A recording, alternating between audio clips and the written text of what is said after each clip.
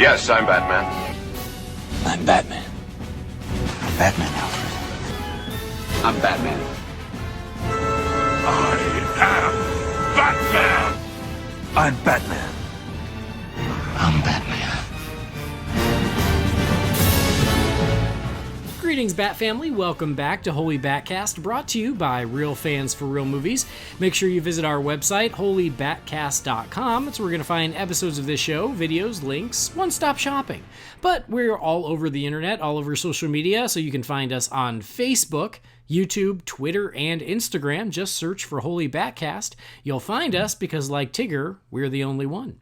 We are also on Patreon, so if you are a fan of the show, would like to help support the show, you can do that through Patreon. You can go to patreon.com/HolyBatCast. Please and thank you, and honestly, just thank you to everyone who has done that. We can't say thank you enough. It is greatly appreciated. We are also part of the Real Fans Podcast Network, so if you want to get some other shows in your queue, you can check out the other shows that are in our network. There is Real Fans for Real Movies, or RF4RM, where we're looking at movies past and present, and there's going to be a lot coming your way on that because summer movie season's about to kick off. We've got Disorder, every Disney film, where we're looking at every Disney animated feature in order. Most recently, we did the Aristocats. There is Please Rewind, the RF4RM retro show, where Jamie is joined by Guy Milks and Tim Rooney, and they're looking at some older movies. They most recently did Alfred Hitchcock's Vertigo. And then Taking the Bullet has sort of been resurrected, so if you enjoyed Taking the Bullet with Roman and Leroy, it is currently being run by Phil and Andrew Watt, and they're trying to take that torch and carry it forward, and they just did an episode on blockers. So you can check out all those shows at rf4rm.com, or you can just search for them by name wherever you get your podcasts. As always, I'm your host, Andy DiGenova, and if you'd like to follow me on social media when I'm not talking Batman, it's on Twitter and on Instagram. It's just my name, Andy DiGenova. Now, this episode, we're going to finally wrap up the Mr. Freeze saga. So we started with Batman and Mr. Freeze Sub-Zero. Then we talked about the first two episodes around Mr. Freeze from Batman the Animated Series. And now we're going to wrap it up with the additional episodes from the New Adventures of Batman and Batman Beyond. Joining me to this little Freeze party is the old and grumpy Bruce Wayne to my Terry McGinnis. It's Jamie Drewley. Hey, Jamie. That seems fitting enough. I'm delighted to be here to celebrate the end of the cold in more ways than one. Oh, nice. That's it's almost like we planned it that way. It is. It's amazing how it works out. Let's pretend that was always the plan. I'll go with it.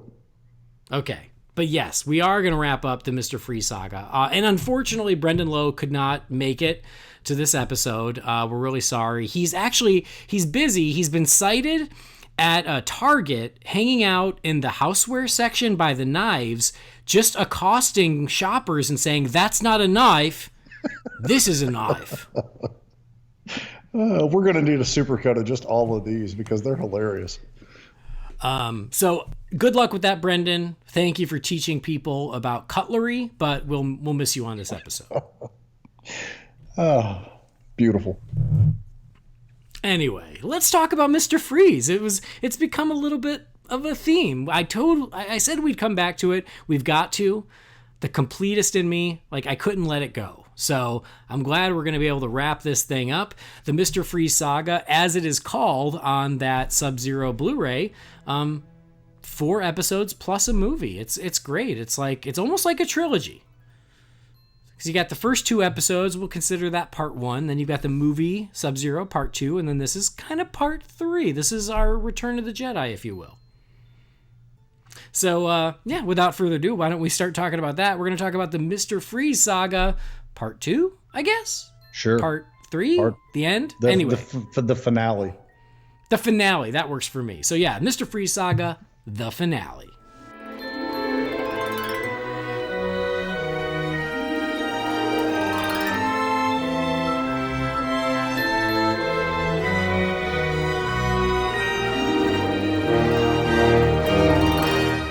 Again, these 2 episodes, one comes from the new Batman Adventures, which was, of course, the reboot of Batman the Animated Series, where they changed up some of the designs, they changed up some of the animation style, they changed networks. That was from when they went from Fox to the WB, which eventually became the CW.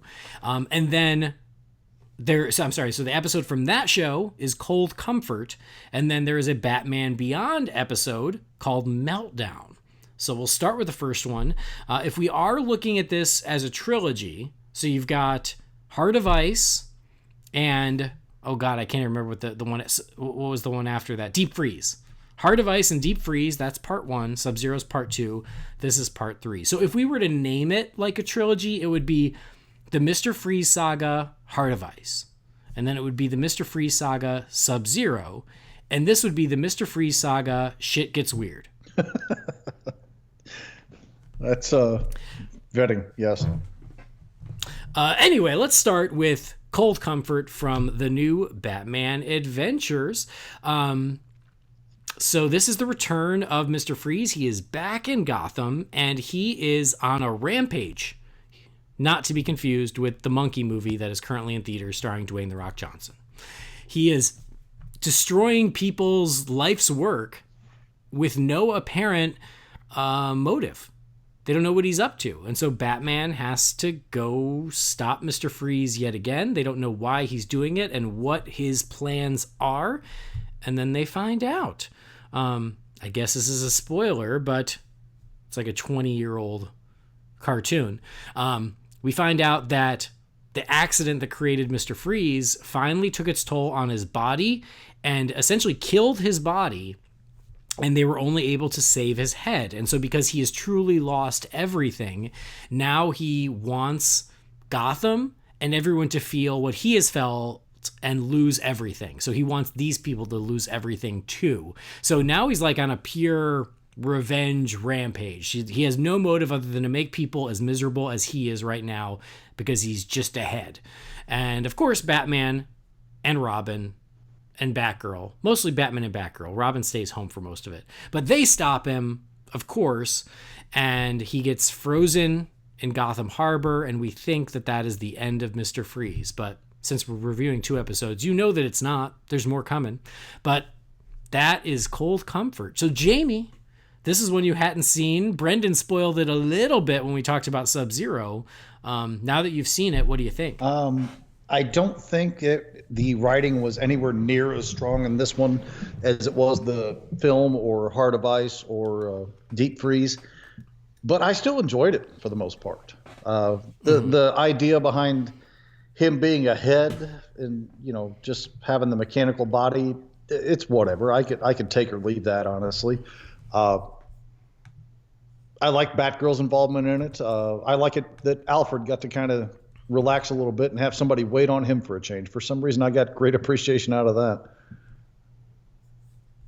When Tim was waiting on him while he was incapacitated. Yeah. Alfred, you know, if Alfred's got to almost die to get a break, there's a problem. But I'm glad he enjoyed his hot tub. I'm glad he took advantage of Tim having to serve him. It's a damn tough job, man. I really feel bad that his dad essentially cursed him to that existence right before he perished. Right? But no, I had a good time with it. I thought it was pretty well done. Again, not as strong as what we've watched before and reviewed before here, but I'd watch this again without a whole lot of fight about it. Yeah, I think it definitely plays better than the description. Like when Brendan explained it and goes, "Oh, isn't that the one where he's just a head walking around?" And it makes you go, "Oh, that sounds stupid." And it's not inaccurate, but watching the episode, it's much better than it sounds. I actually like the idea of his motivation of being like, okay, now I truly have lost everything. And so now I just want to make people as miserable as I am. I kind of like that idea, especially if they wanted to keep using him as a villain. That's a motivation that can continue on if they choose to. So I liked that of him just going, oh yeah, it was the dinosaurs. And we learn again what killed the dinosaurs in this episode. Of course. The Ice Age. Anyway. And so we've got, it's like, what do you get out of this? You can't profit from this. And he's like, I know. And it's gone. I don't know. I kind of like that idea of him just making people miserable and ruining all this hard work that they've got. That's a cold-blooded trait. And I mean that both as a pun and a non-pun both. So. It is. So I do like that. And it does make logical sense that, like, yeah, this thing that happened to his body would take its toll, and there are consequences to that. So I enjoyed it more than I remembered it. It is the new Batman Adventures, so I'm not as crazy about the animation and the designs as I was of the animated series. So for me, it's a little bit of a step down. I don't like how Mr. Freeze looks. I mean, he's fine, but he's not as good as he used to be. And even just overall in the show, like, I preferred Batman from the animated series. I preferred the older designs. So yeah, there's a little bit disappointment around the animation. I mean, I know it goes with the territory of the rebooted series, but so I like it a little less because of that. I like that they don't belabor the head walking around on its own. It's just one moment so you understand it, and then he goes back into the suit, because I think that the more that head is running around, the sillier it gets. So they don't push it too far. It's just really nice and quick. And there are a couple of parts where Batman is fighting him, especially like once Mr. Freeze's big plan is to essentially freeze all of Gotham, because of course that's what Mr. Freeze's plan always ends up being. They're fighting on this, it's not like a blimp, but it's like a helicopter ship thing. They're fighting on that, and there was just some weird animation in Mr. Freeze's face where he looked a little goofy, a little too cartoony. So there were just a couple of little things like that throughout where I was like, oh, okay, we know we're not in the animated series anymore. I didn't quite pick up on that, but again, your eye's much more keen to that sort of thing than mine is. I'm very, very focused on Mr. Freeze. But I do love that it includes Batgirl. I love that Batgirl plays a big role. I love a great point about Alfred's little moment there. And so, yeah, I think it's a much better episode than maybe its reputation would suggest. Two things I definitely want to bring up about it while I'm thinking about it. Number one, I love the attention to detail that he froze that pyramid of champagne, and like 10 seconds later it blows up because of the pressure of the champagne being frozen. That's one of those just goofy little details that nobody really thinks about, that something like that would happen. That's what happens when you freeze something with that much carbonation or what have you in it. It blows up. And I just got a huge kick out of that for whatever reason. I don't know why those kind of things appeal to me, but no, it's true. It's like finding cool little uses for their power that's more unique and interesting. Right. And I think that's a good example. And then this is where he has the henchwomen in the parkas. They're credited as the Ice Maidens. I'm going to call them the Freezettes. Okay, I like that. And the Freezettes, I can dig They it. were actually the second thing I was going to bring up, because that's representing Indiana very well.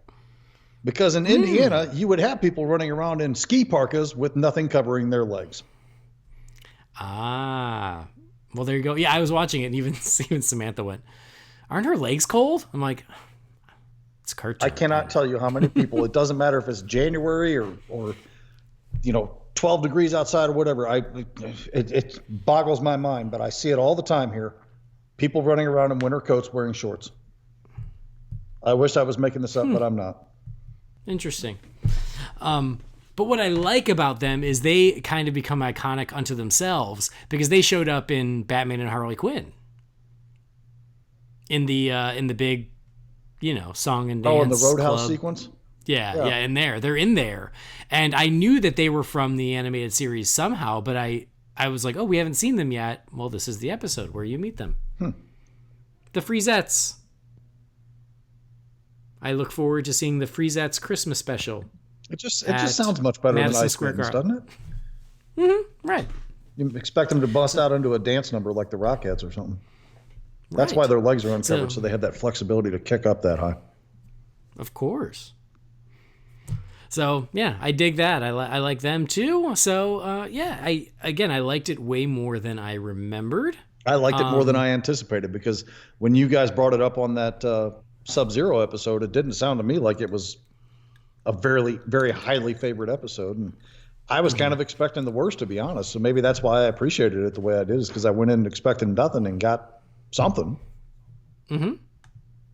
Expected nothing, got something. Well, I mean, I don't want to say the thing was great. I don't think it was a great episode, but I certainly think it was entertaining and worth watching. Right. No, I agree with you. I liked it again. I mean, I remember when it came out, I was like, oh, good, Mr. Freeze is back. So I wasn't mad at it even then because I didn't want him to be put on ice because he's one of my favorite villains. So I was glad that they found a reason to keep bringing him back. And they, again, leave it nice and ambiguous so they could go back to him. But I don't think they did until Batman Beyond. But they had the option. Right. So, letter. Well, do we letter grade? Oh, we'll do letter grades for both of them at the end. Okay, that'll do. Because Mr. Freeze ends up frozen in this block of ice in the middle of Gotham Harbor, and we think that might be it for Mr. Freeze. But we know better because we read comic books. Isn't there another guy already in a block of ice at the bottom of the harbor? There is from Deep Freeze. It's a recurring pattern. No, wait. What was his name? It wasn't Walt Disney. It was something else. Close enough. I've already forgotten because he was such a great character. But then we jump. Yensid. Yep. God damn it. No. So anyway, Cold Comfort was October of 97. So it was in the same year of Batman and Robin. Because when I saw the dinosaur thing, I was like, well, that's a heck of a coincidence. I don't know who did it first, but it was just interesting that's a pretty specific beat to be in both. So then technically this was aired before the Sub-Zero movie was released then, right? Yeah. Seems kind of out of sorts. Well, yeah, because remember the movie was supposed to come out in the summer of 97. Right. And so, yeah, this ended up airing before the movie, which was even more confusing. Good point. I didn't even think about that. That would really screw up your continuity then, because suddenly he's got his body back and everything. Exactly, right? True. So anyway, that was October of 97. And then we jump forward to February of 99 for Batman Beyond. And this is the 5th episode of Batman Beyond, Meltdown. And as I was watching it, I didn't remember how soon or how early it came in the run of the show until Blight and Batman. I'm like, oh, this is the first time they've met? So this must be really early. And it is. It's episode 5. So Blight, Derek Powers, he's having issues because of this radiation. And so there's this scientist woman who's like, hey, I can build you a new body and we can transfer your consciousness to the new body and then maybe you'll be fine. But before we do it to you, we'd better test it out on someone else. So who are we going to test it on? Poor, long-suffering Victor Freeze. Can never catch a break, this guy. Because his head's been in cold storage for 50 years. So at some point, someone went into that iceberg in Gotham Harbor and chipped out his head and put it into a freezer in a Pizza Hut somewhere in Gotham. And it just sat in the walk-in freezer next to pizza dough and Italian sausages. Have you by chance watched Santa Clarita Diet Season 2 yet? No, okay. I have not. Well, I mean, I can't say it without giving things up. Let's just say there's a lot of things that go on in Season 2 of that show that had me laughing at this sequence only because of what happened in that show. I won't say. Right. I'll say nothing else. But that show's great. Okay. Watch it. I've heard good things, so when I get a chance. But anyway, so they pull Mr. Freeze's head out of the freezer and they build him a new body. They transfer his mind over, and now Victor Freeze is back and he's good as new, and he wants to make amends for his past sins. And Bruce doesn't trust it, and so he makes Terry follow Freeze to make sure that, it's all on the up and up. And Terry McGinnis seems to think everything's fine with Mr. Freeze, eventually saves Mr. Freeze from an assassin who was trying to kill him because of, again, past crimes. Victor Freeze just shows his remorse, and he wants to make good on all the horrible things he had done.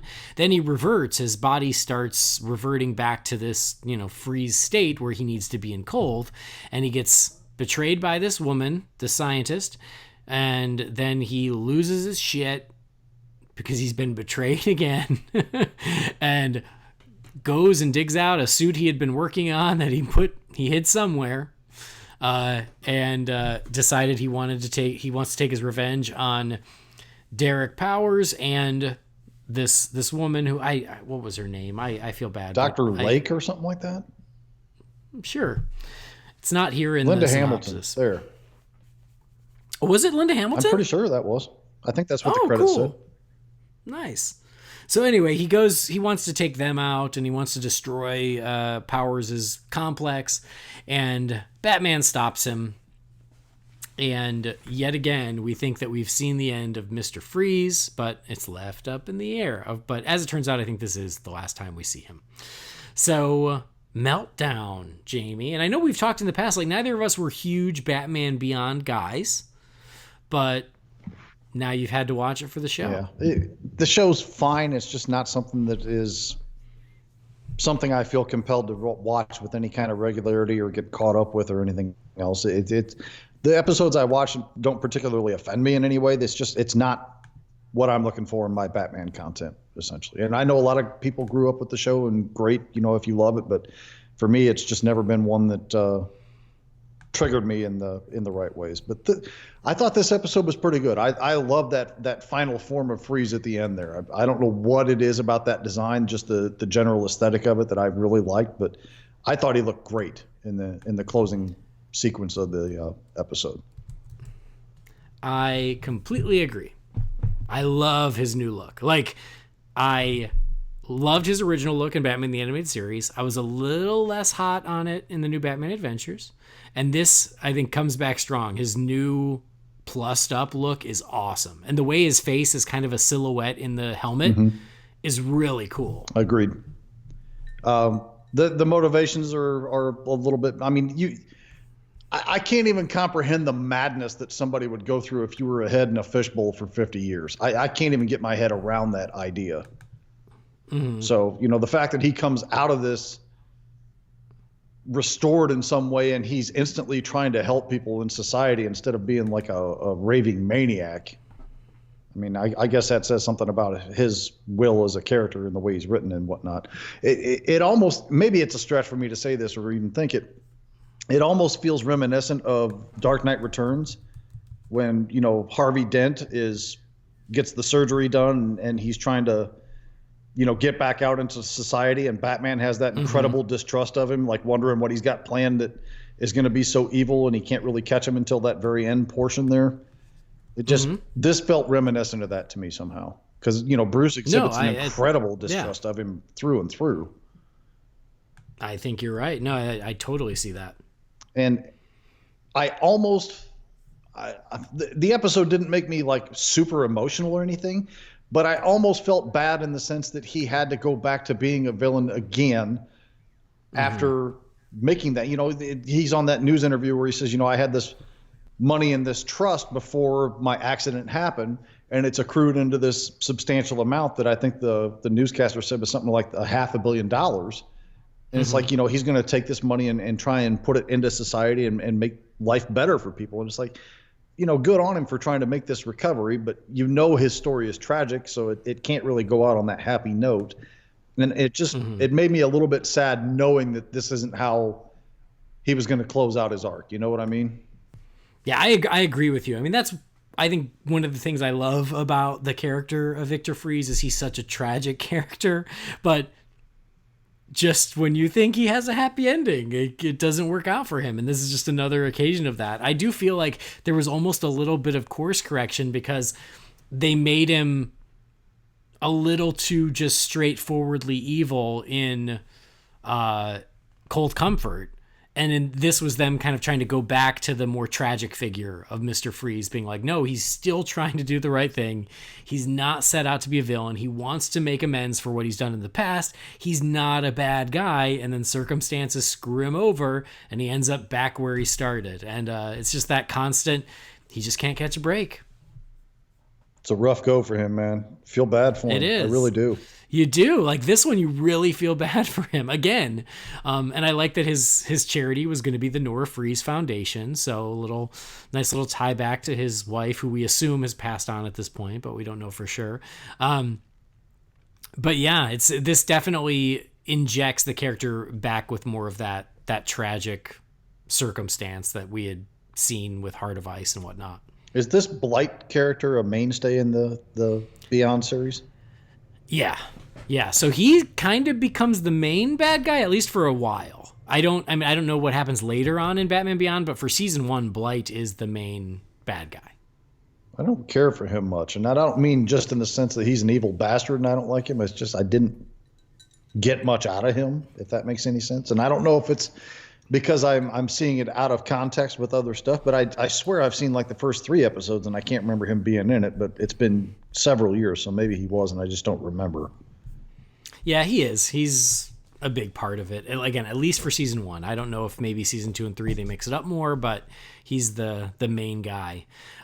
He's fine. You know, I feel like that was one of the struggles with Batman Beyond is they had to create a whole new rogues gallery because it's set 50 years in the future. And it's tough to create a whole new rogues gallery for Batman who's got the best rogues gallery. So I think that was always just something that was tough for the creators of Batman Beyond. And I think that's why I love this episode. This is like my favorite episode of Batman Beyond because it's Mr. Freeze. He's back.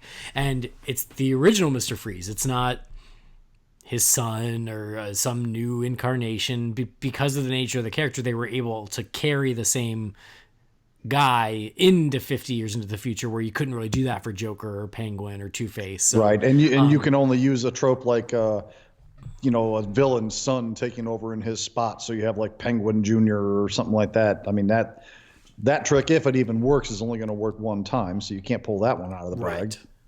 Exactly. I mean, and that's the struggle they had with writing Return of the Joker. It's like, oh, how do we bring the Joker back? It's been 50 years. They figured out a way, but you can't do that for everyone. Right. And so, but yeah, that's why I always loved this one because it actually is Victor Freeze. There's a very credible reason for him to be around still 50 years in the future. So yeah, I love this episode. I think it's probably my favorite Batman Beyond episode just because of what I like. It fits that. And it's that same very tragic figure of Victor Freeze, and that's part of what I love about him. Yeah, this was definitely, to me, felt more like the Freeze character from the first portions of this saga than it did in that last episode we're talking about before this one, the Cold Comfort or whatever it's called. I can't even remember now. Right, yeah. Well, and even in this one, like his new body looks very much like the animated series Victor Freeze. Like they even didn't do the really gaunt and almost skull-like face that they used in the new Batman Adventures. They seem to go back more to his traditional look. Yeah, and I didn't mind the way he looked in that last one either. I just happened to like this rendition much better. Right. No, I agree. And like we said, I when he comes back in that suit, I actually love it. I love the upgrade. I like how he looks. I think it works for me. Yeah. And what I really love here is I love the final moment because throughout the episode, Bruce doesn't trust Victor. He thinks that he's going to go back to being Mr. Freeze. Terry wants to give him the benefit of the doubt, and Terry wants to believe in him that he's changed. And so at the end, when they're standing there talking, and Terry goes, "Oh, well, you were right about him," and Bruce says, "We both were," which I think is a really nice moment between the two of them. Yes, I agree fully. And I think that's always been the strength of Batman Beyond is Bruce and Terry and their relationship. Yeah, see, Terry is... I don't want to turn this into a whole thing about Batman Beyond or my thoughts on it or anything, but Terry as a character is really hit and miss for me. Like some episodes, I think he really works great. Like in the Return of the Joker movie, I thought he was a really good character, and I liked him quite a bit in that. But like this episode here, I didn't find him particularly compelling. I mean, I understand that he's the one who's sympathetic towards Freeze, and Bruce is completely distrusting of him. But Terry as a character, for whatever reason, just does not speak to me in such a way like a Robin or Batman or any of these other ones that I'm familiar with would. Mm-hmm. And I think that's unfortunate because apparently he must click with a lot of people. He's just never really worked consistently with me. Well, and I think that might just be because he was created for Batman Beyond. And so there isn't this, you don't carry any sort of history with him, right? The way you would a Dick Grayson or a Barbara Gordon or a Tim Drake or even a Jason Todd. Like he was a wholly original character when this show started. So the only way to get invested in him is to watch the show. And if you didn't really watch the show, then yeah, like you'd be like, well, and then there's Terry McGinnis. He's just kind of there. I think he's a good character, but I think that is was one of the challenges with him is he was new. They, instead of trying to make it about someone we already know from the comics or from the history, we had to get invested in someone new. And so I get why you don't have that sort of affection for him. Yeah, I wish I did. I just don't. And I read the comic book every month, and it's Dan Jurgens writes that too, and I think he does an admirable. In fact, there's an arc of it that I know you would love because I loved it, and it actually moved it up toward the top of my stack because a new Ra's al Ghul shows up to fight with Terry, and it's actually. Okay. I'm just going to spoil it for you because I think this might actually get you to read it in trade or something. It's Damien. Interesting. So that was really compelling, and I really liked the back and forth between the two of the Terry and him, and Bruce gets in on it too. But yeah, it was compelling stuff. But outside of a few here and there, I can't comics or TV shows or anything. I just can't latch on to him the way so many other people seem to. Mm-hmm. Yeah, I mean, it's not. In this episode, he's fine. He's good in it, but it's not like some super deep Terry story that's gonna change your mind about him. That's true too. Yeah, it's about Victor. It's not about Terry. I guess the long haul would make much more difference than me just being critical of this 20-minute episode.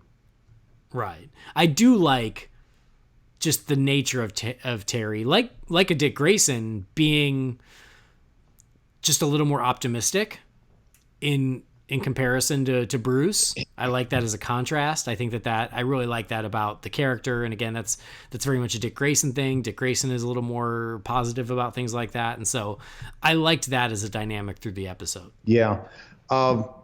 My initial hold off on him was the couple of episodes I watched years back before we ever did the show or anything. He always felt to me like they were trying to make Spider-Man only as a Batman character. Like, he's kind of wisecracking and jumping all over the place while he's fighting. It's just, I never had a great deal of appreciation with that. I mean, I've kind of gotten used to it now, and the comics have toned a lot of that back with his, quips as he's fighting the people. So I guess I've gotten more of an appreciation for him than I had back then, but still not something I'm sold on entirely. I do think that the show Batman Beyond was in response to Spider-Man 2099. And they essentially were like, hey, Marvel's doing that thing. What if we did that thing? And that's where Batman Beyond came for.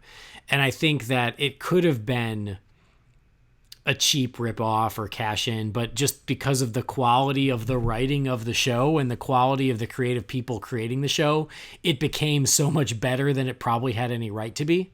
Yeah, I guess. Yeah, you're probably right.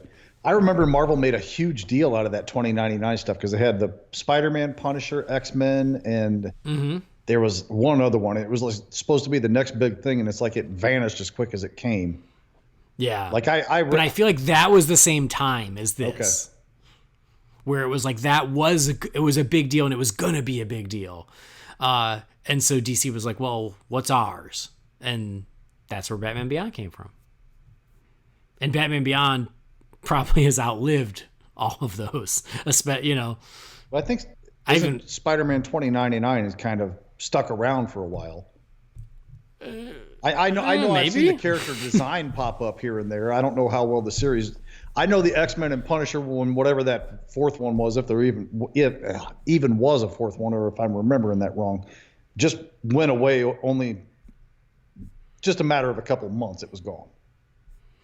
Yeah, but the Spider-Man one seemed to me it hung around for quite a bit longer. It definitely had the most longevity because I kind of forgot about the other 2099 books until you just mentioned them.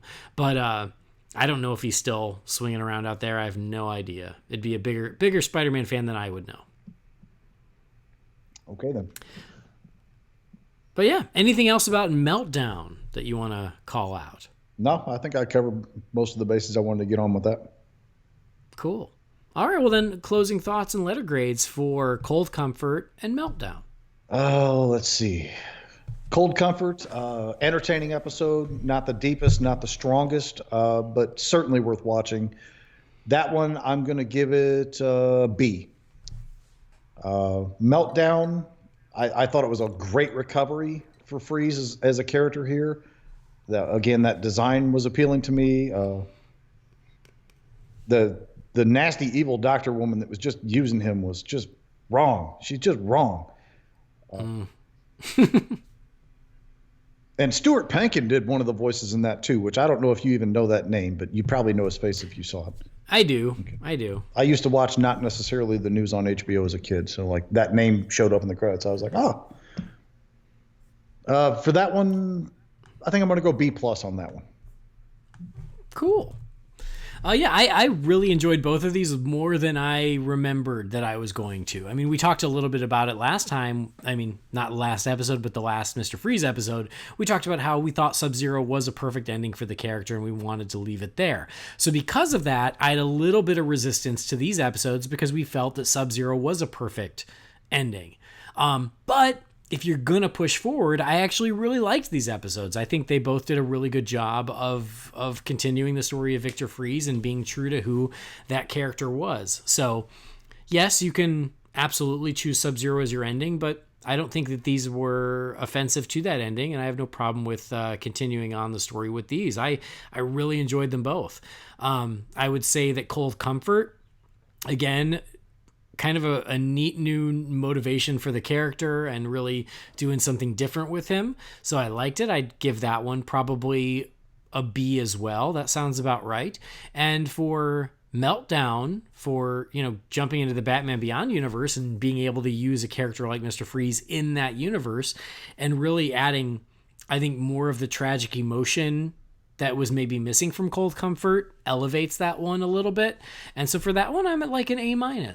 So I really liked these episodes, and I think that the overall saga holds up really well. I really enjoyed it. Yeah, all things considered, I think that was pretty solid work. I agree. Like, for some reason, I thought it was going to jump the shark, and it really doesn't. I think it holds up. It's great. Now we just need that really strong Freeze arc to be put into the comics somewhere. Yeah, I know, right? Still waiting. They say Superman's tough to write. I submit to you, Freeze is tougher. I just think they just need to get around to it. I don't I feel like he's just not a priority for anyone writing Batman right now. Doesn't seem to be. I mean, literally the only time I can think of his face showing up in Rebirth at all was like 1 or 2 issues of All-Star Batman. Yeah. It is time for a Freeze comeback. I'm ready for it. In the comics. An arc. Give me an arc. All right, cool. So yeah, we both enjoyed these, and hopefully you guys have enjoyed revisiting the Mr. Freeze saga. It was cool because it wasn't something that I planned, but just because they were there on that Blu-ray, I'm like, hey, what the hell? Let's do that. And I've really enjoyed it. So hopefully you guys did too, but I did. For whatever that counts for. I'm with you. Maybe not. Maybe nothing. Anyway, so yeah, the Mr. Freeze saga, we will stick a fork in it. It is done, and it has been fun just looking at animation in detail for a little bit. Take a break from some other stuff.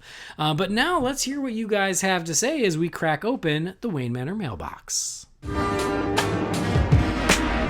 It's time again for the Wayne Manor mailbox. You've got mail. Darren, what is a letter for me? Maybe temporary. She wrote a letter. You're one hell of a messenger. This is all Master Wayne. And that intro to the Wayne Manor mailbox came from, and I'm sorry, this is a tough name, I apologize, Gaurav Venkateswar? Gaurav Venkateswar. Sorry if I'm saying it wrong, but Gaurav is pretty badass, man. I dug it. It was cool. I'm going to listen to it in my car with the windows rolled down. Everyone else can enjoy it too. I suddenly have an image of you like that Michael Bolton character in Office Space at the beginning. Yep, that's going to be me. That's usually me, if I'm being honest. So no, Gaurav, that was really cool. Thank you so much. And guys, we have one more to play for you on the next episode, and then we will pick the winner. So again, thank you for your patience. But now, let's actually read the emails. This one here is from listener Travis Kinsey. It says, "Hey, Andy and Jamie, I just wanted to say that you guys are awesome and that, like Jamie, I'm a fellow Hoosier. I'm about 45 minutes from Fort Wayne. I got 2 questions. First, Jamie, what comic shop do you use in Fort Wayne? I make it up there every so often and I'm always looking for comic shops. Oh, and 2 words for Jamie, Big Mac. Now he has to go to McDonald's after the show. Keep up the awesome work, guys." And you're not just my favorite Batman podcast, but my favorite podcast, period. Loyal listener, Travis K. Travis K, thank you for the message. Big Mac, the only thing that goes better with Big Mac is Santa Claus and Christmas. And Coca-Cola. So yeah, a regional question, Jamie, as far as what comic shop you go to. Free plug for that. I go to Books, Comics, and Things. They have 2 locations. They have one on the southwest side of town at Time Corners, and they have one on the, I guess, the northeastish side of town at just behind Georgetown Shopping Center. And the Georgetown location is the one that I've gone to since, knee high to a grasshopper and all that. So that's the one I still go to this day. Books, Comics, and Wonderful. Things. Books, Comics, and Things. And I'm going to give a plug to my comic shop just so I don't feel left out. House of Secrets, Burbank, California, closest comic shop to Warner Brothers, best comic shop in the world. Didn't you see Bruce Timm there one time? I see him there all the time. Okay. You just don't talk to him because you know better, right? Yes. He likes to be left alone.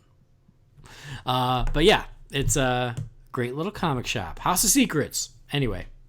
So if you live in Fort Wayne, now you know where to go. If you live in Burbank, you know where to go. If you live anywhere else, you're going to have to look in your local Yellow Pages. You will not see Bruce Timm at Books, Comics, and Things, I assure you. Yeah. All right, next message here is from another Travis, but a different one. Travis G. It says, "Batman Forever drinking glasses, !" It says, "I still use those McDonald's Batman Forever glasses all the time. It's great to know I'm not alone." Travis. So not a question, but just someone who shares the issue with us is, yeah, I literally use it almost every night. It's perfect for like a little glass of milk with a cookie or something. I use it for juice. I use it for coffee. I mean, it's constant rotation in my drinking wear. Yeah. So they hold up, man. Like they were well constructed. I had 2 of 1995. 2 of each one, and somebody killed one of my Batmans. I'm down to 1 Batman now. Oh. Yeah. Was it a kid? Yeah, of course it was. That's what kids do. They break shit. So that kid's not going to college. Joke's on you. Yeah. Better get that scholarship now, girl. Anyway, okay, next message here is from Matthew Malecki. Batman Beyond. How weird.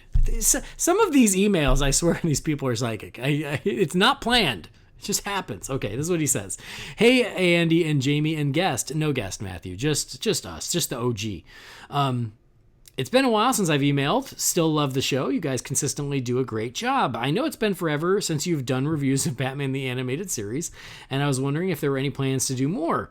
I'm watching Batman Beyond right now, and I'd love to hear you guys do reviews of that show as well, and Justice League Unlimited. I love these shows and would be overjoyed to hear you discuss them in more depth. Thanks for continuing to shine the bat signal for all of us Bat fans. Fellow Robin fan, Matt Malecki. Matt, thank you for the message. Well, we were able to scratch that itch a little bit with this episode, I hope. Yeah, I mean, just a little. 2 of the last 4 anyway. Yeah, so hey, that ain't bad. 3 of the last 4 if you actually count the Sub-Zero movie as part of that continuity. Right. The answer is yes when we get around to it. So yeah, we do need to eventually finish the animated series. That did kind of fall off. We need to pick it back up. I hear you. But yeah, absolutely, we should dedicate an episode to Batman Beyond. We should start looking at the Justice League animated series for sure. I am totally down for that. It's just a matter of figuring out when the right time to do it is. This will get me all kinds of hate mail. Don't at me, but I'm sure you're going to at me about it anyway. I actually like the 2 Justice League animated series better than I like the Batman animated series. Is that wrong? Should I not say that out loud? Better than Batman the Animated Series? Yeah, and that's not saying I don't like Batman the Animated Series. Don't get me wrong, but I really like those Justice League ones. I don't know how I feel about that. Okay. I'm going to have to get back to you. That means you just found another partner for the show, and I completely understand. So it's been nice, everybody. See you later. Well, it was great having you. Sleep with one eye open. I think it's because maybe I've watched the entirety of those two more recently than I have Batman the Animated Series, so I have them like fresher on the brain. Maybe, I don't know. And Justice League Unlimited, my God, how did they incorporate so many characters into that show? It was amazing. Oh, it's awesome. I love those shows too. I do. I don't know if they get past Batman the Animated Series, but they're great. I'm all for it. All right. Next message here is from, hey, Tim Rooney. I know him. You know that guy. It says, hey, Andy, Jamie, and guest, if you are there. They're not. Guest is dead. So, RIP. Tim Rooney here. I wanted to piggyback off of Jeremy Lloyd's question from last week. I guess it'd be 2 weeks when you're hearing this, to make an episode suggestion. Why not do a podcast counting down your favorite Batman stories that you would love to see in animation? Something you can really sink your teeth into when it comes to back issues. My choices would be Batman Venom, Batman 9 Lives, Batman Ego, and a few animated movies dedicated to Tim Drake, starting with A Lonely Place of Dying through Identity Crisis, where he finally gets his classic costume. Hope you guys get back to the Mr. Freeze episodes soon. I found those to be really cool. I think we're getting a sign here. Sincerely, Tim Rooney, the Ginger Ninja. Tim, thank you for the message. And hey, we got back to Mr. Freeze. Boom, done. Check it off the list. As far as other stories we'd like to see animated, yeah, I think that could be fun to discuss. I know that there are some that we've thrown out just as we've gone. Like, obviously, The Long Halloween is a big one that we've constantly talked about. So he said Identity Crisis, and immediately my ears perked up. I'm thinking, how have I not said this before? Yeah, I know. I mean, that would be amazing. That's a big one. It might be tough in 75 minutes, but it would be awesome. So, yeah, some good choices there. But most importantly, I want it to be the Batcat romantic epic movie based on the latest Tom King run. So something that's released on Valentine's Day. And it'll just be called Batcat Forever, and the 4 will be like the number 4 ever, and that way I can buy it for Jamie as a present. I'm not speaking to you anymore. Okay, next message here is from Rody Schement. It says, hey guys, I hope all is well. I've been thinking about Justice League and all the Snyder Cut talk. I wanted to get your opinion on something. When BVS, and to a lesser extent Man of Steel, were released, it seemed like people weren't too crazy with Zack Snyder and his handling of the characters. Fast forward to November of 2017, and the predominant conversation about Justice League becomes release the Snyder Cut. Do you think that is just a relatively small group making a lot of noise, or do you think more people are starting to recognize Snyder's vision and what he was trying to accomplish with those characters? I personally loved both Man of Steel and BVS from the get-go, but I also feel like both films beg repeat viewings and get better every time I see them. Thanks.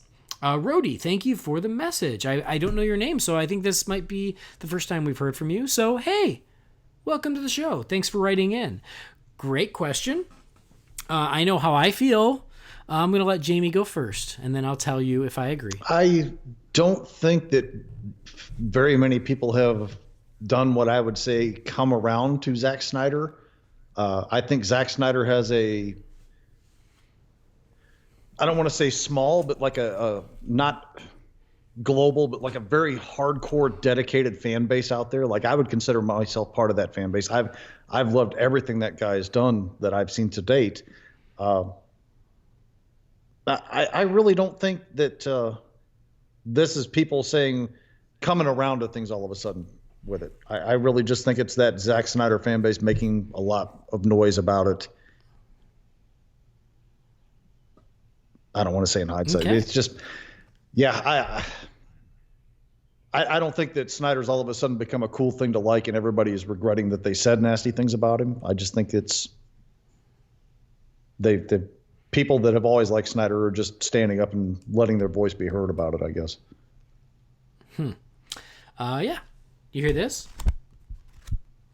Same page. That's what that is. All right, then. So, no, I agree. I think that the people who did not like Man of Steel and did not like Batman versus Superman are not the ones clamoring for the Snyder Cut. They don't care. They want no part of it. They might have liked Justice League. The people who are clamoring for the Snyder Cut are the hardcore fans of Batman versus Superman and Man of Steel. Those are the Snyder fans who are upset that Snyder's Justice League did not come out as originally envisioned, and they're the ones who are a very loud group of fans who want the Snyder Cut. It's not people who have grown to appreciate Man of Steel and BVS. I think that the people who hated those movies made up their minds years ago, and that has not changed. Yeah. We're on the same page. You're just much more eloquent about it than me. Yeah. All right, one last one here. It's from Boomer D, and I just like this guy because his name's Boomer. That's so cool. Anyway, Boomer says this. Hey, guys, it's been a while, but I wanted to pop in and say what's up. The Suicide Squad Hell to Pay movie, I thought it was great. Yes, a little more adult than usual. Jamie, I hope you screened first before showing your daughters. I was taken aback in the first scene when they started shooting up the train. Yikes. I did, however, love when Copperhead says hiss out loud in his intro, and when they mentioned the 10-eyed man. And the guy goes, who? Exactly. I love it when DC can make fun of their bench characters. That was all I had. Also, Jamie, I didn't forget about you.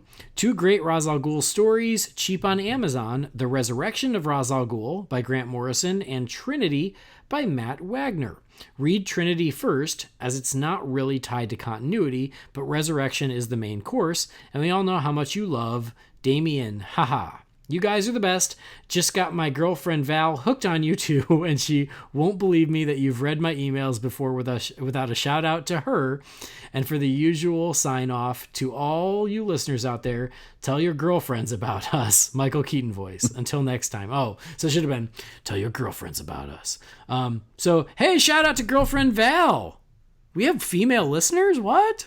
There's got to be Are like we sure? we have 10 of them or something. I don't know. It's not a lot, which is unfortunate. With Val, that's at least 3. Because even my wife doesn't listen to the show. Mine doesn't either. So I can say whatever I want. Stop stealing the covers. I told my wife earlier today. I get cold too. Told my wife earlier today. I said we got to be done with all this stuff, and I got to be back home at 5. Why? Because I'm podcasting. What do you think her eyes did when I said that? Oh. But next week you get off. I know. It'd be like vacation. Because I'm out of town. I know. So, we just gave it away. We're not recording this in real time. Oh, no. Okay. Shame on us. No, as far as those recommendations. Guys, sorry.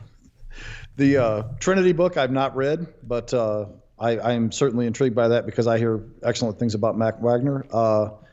Resurrection of Ra's al Ghul, I have it. I've read it. I liked it a great deal. Yeah, that one I actually have. I just read that and for I remember the first liking time it too. Maybe 2 years ago. I'm probably due for a revisit. I should pull that back out.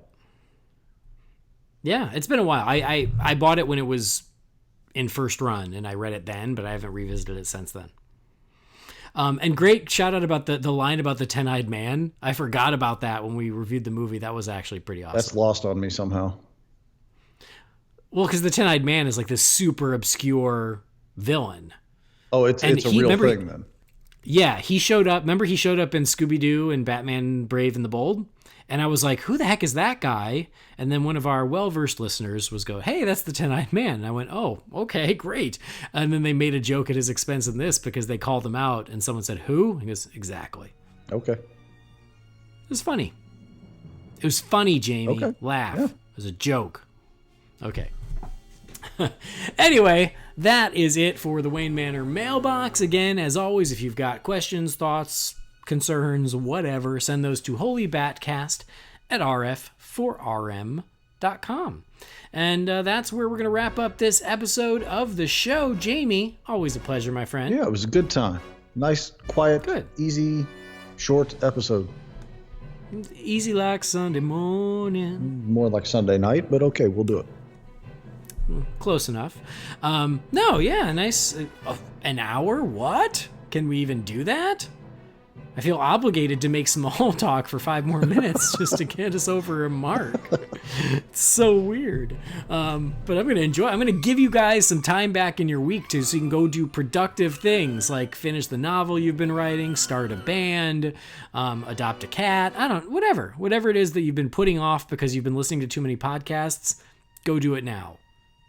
Go buy flowers for your wife or significant other. Make them feel loved even though you spend your free time listening to us talk about this nerdy stuff. Home improvement projects nationwide are getting done in epic fashion. You're welcome. Property values, you're welcome from Holy BatCast. Anyway, Jamie, if the folks aren't already following you on social media, where can they do that? You can find me on Twitter at BatRaider3960 or find me floating around various Real Fans groups on Facebook. Perfect. And you guys know where to find me. And if you're listening to this, hopefully you know where to find the show. But if not, make sure you subscribe to the show. Again, thank you for downloading. Thanks for listening. We love you. We appreciate it. Download the show. Subscribe to the show. Leave us an iTunes review. That would be great. And as Michael Keaton's Batman says, tell all your girlfriends about us. Visit holybatcast.com. Follow us all over social media on Facebook, Twitter, Instagram, and YouTube. Holy BatCast, and you will find us. But that'll do it for this episode. On behalf of Jamie, I've been Andy. Thanks for joining us. We'll see you next time. Same bat time, same bat channel.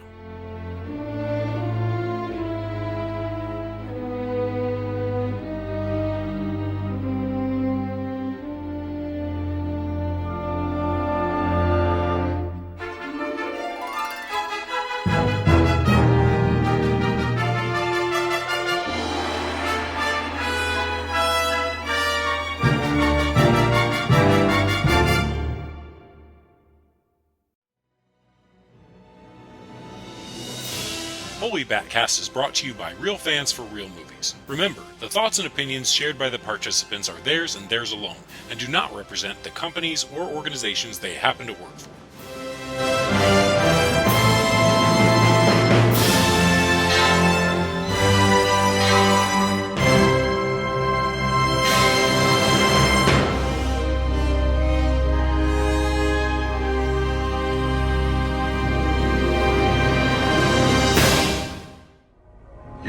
Just a boy when you lost your family. But you keep trying to create a surrogate family for yourself. To destroy you, I need only destroy that. Perhaps your beloved surrogate son. Now, I think the surrogate father.